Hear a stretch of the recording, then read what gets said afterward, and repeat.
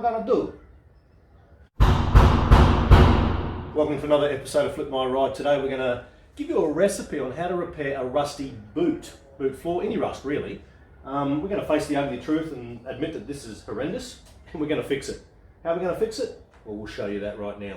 Alright, let's look at the tools for the job. We're going to need ourselves a scraper, we're going to need a mask, some eye protection, 4-inch grinder, some sanding discs for the grinder, bucket with some soapy water in it. We're going to use a brush to scrub the boot floor. We've got some thinners or wax and grease remover, a couple of rags, degreaser, and of course, most importantly, rust converter. And one puppy dog. Basic tools for the job. Let's get into it. I've just taken the old liner out here. We can see this on the floor. I want to address what is quite ugly. That rust isn't bad. It's not eating through the boot. We can't leave it looking like that. Using a dustpan and brush, firstly I swept out the real heavy duty grime. Oh, and I also flicked out a little bit of extra gunge I found. Then using a degreaser and heavy duty brush, I scrubbed down all of the areas of the boot I wished to paint, and then I wiped it all nice and dry. I continued to do this until my rags were no longer turning black, so it was quite a few times in order to get it looking nice and clean. Have a look at the difference in the boot. Just with the clean. That is so much better. Have a look at the water in the bucket. So look at this. That ain't pretty. Now I'm going to take a nice scraper, and before I sand it, I just want to do this and see how much this I can take a look at that. Right? So that's pretty good. For. I can reduce the amount of sanding I need to do. That'd be awesome. So I'm going to continue doing that over the whole boot. It's not going to be too great over here. We'll see how we go. See what it looks like at the end.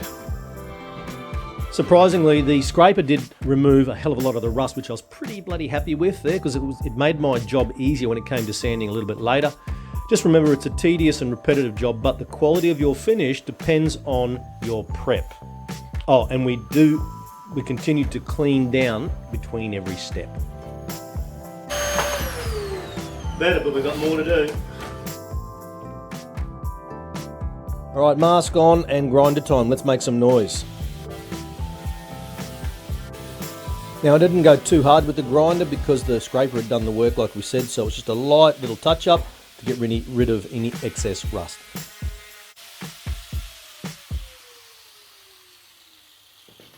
Run the grinder on it. We have cleaned it multiple times. I've run some thinners over it, and I've just coated the whole thing in some rust converter, and I'm going to let that dry and see how it turns out. I think whatever's excess I can wipe off, and what happens is this stuff will react with the rust and form an iron coating and seals itself. So this side was the worst. It's a little bit thick there. I'll have to spread that out a bit.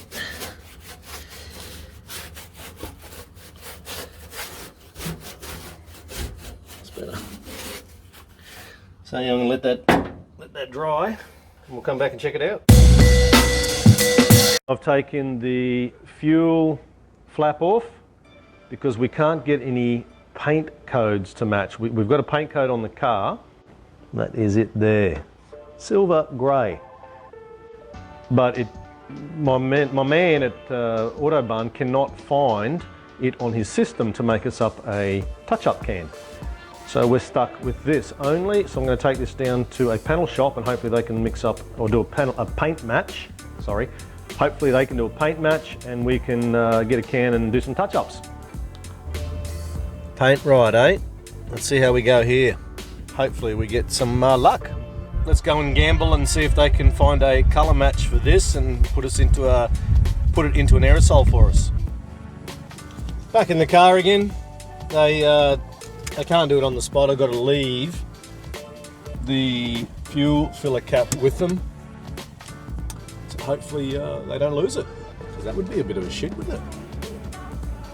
Alrighty, these are the cans we had mixed up yesterday. Took it down to a place called Paint Right. They scanned it, put together a couple of cans for me. So I'm hoping that that matches close anyway, because we're doing the boot with that. I've taped up the boot as best as possible. So that's secured now, and I've just given it just a little touch to see how it looks. I'm never going to get rid of these real pitting marks, so I'm just going to leave it, but I've taped up what I could here. We've taped up fuel filler and a few other things, and I'm just going to give it a hit with some paint. Maybe a couple of coats. Woo-wee. Got the mask on, lucky. That is absolutely gets you high as a kite. Whew, even with a mask on, I'm struggling, but let's have a look. I'm pretty happy. Look at the change. That's only one coat thus far. And that's looking awesome. I'm very, very happy with that. One more coat and then we will clear coat it. Then we'll buy rubber mat for it. Dunskies. Normally if you were doing a paint job on the exterior of the car, you'd be tack clothing between coats. Here it's just the boots, I'm not overly worried about that. This is the second coat going down, so it's going to be a slightly thicker coat. Remember, don't go too close when you're spraying, and always shake the hell out of those cans, and you should end up with a really reasonable result out of a rattle can. Okay, I'm pretty happy with that. The results are fantastic. It's come out really well. Looks a treat. We're very happy. Let's have a look. Alright, so that's the finished product now. We've got the wheel wells done and the entire boot done. I will paint, probably will paint the fuel filler later on. And there's just a little bit of just in the back corner, there's a little bit of the rust converter that's on the old paint. So you can see there's a colour difference, slightly. I'm not overly worried about that. I'll clean, maybe even just give it a little bit of a buff. But yeah, I mean, there's the rust sections that were really bad. So that's 2 coats of paint, 2 coats of clear, and I am a very happy camper. That is satisfaction compared to the last episode, where just things weren't going right. Today is a good day. Okay, one last thing we're going to do today is we're going to take the paint. So I'm just pooling. It's not the best, but do a concentration of paint in the corner of the can. Acts as my on my lid, and acts as my little paint can. I take a small fine point brush, roll it in the paint, and then I'm just going to go around to all the stone chips. Just delicately touch the stone chips, and that just adds to the finished product. I want to do it now because I want it to cure, the paint to cure, before I get into paint correction, the clay bar, the cut and polish, and so on. So I'm just going to go around now briefly and just touch all that up.